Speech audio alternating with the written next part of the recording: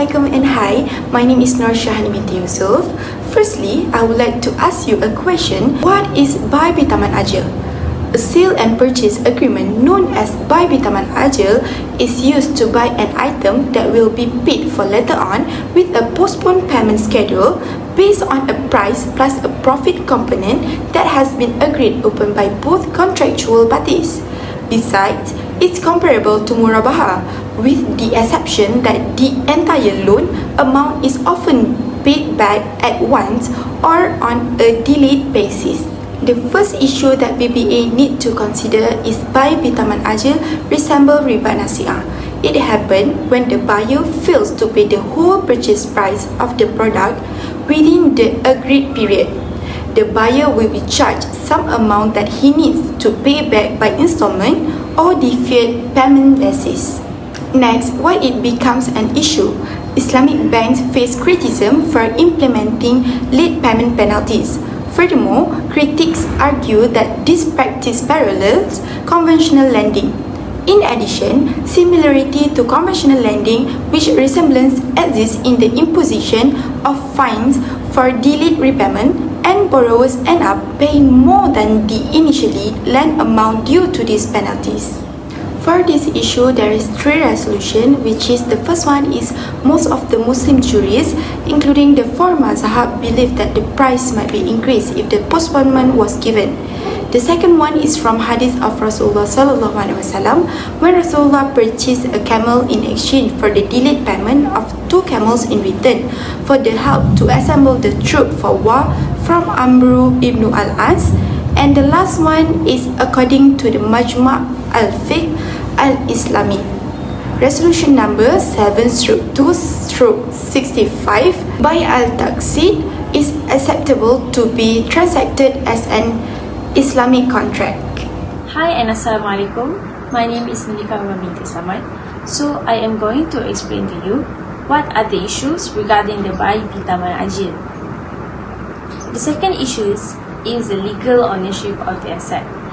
The problem occurs when the customer wishes to have the possession of the property to enable him to sell it to the bank. However, he will not be able to reclaim possession of the property until he pays the bank full amount he owed. So why it becomes an issue? It is because to know whether the buyer has gained possession of the property for them to sell it to the bank under the property purchase agreement by paying 10% deposit of the purchase price. Okay, in this case, it comes with the resolution, of course. So the first thing first is the Malaysia Sharia Advisory Council allows for greater freedom in registering ownership based on the legal title because it is seen as a formality and a procedure obligation. So secondly, under property purchase agreement (PPA), the buyer becomes the beneficial owner of the property that is being sold under the sale and purchase agreement by paying a 10% deposit.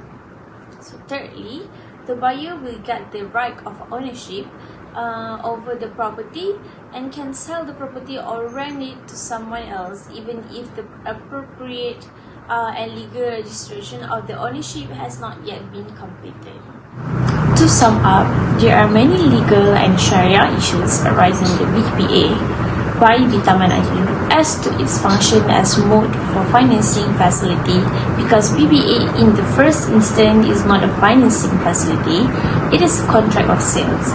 So many aspects to be examined and studied from the Sharia and Malaysian legal systems prior extending BBA function from a contract of sale into a Sharia compliance financing facility.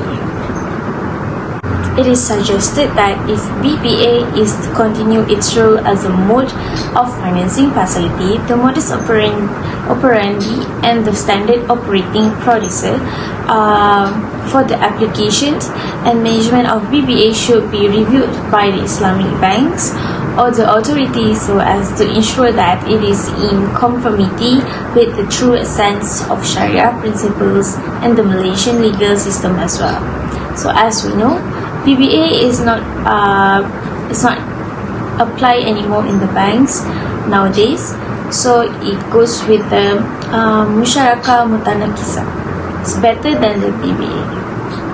Thank you and Assalamualaikum.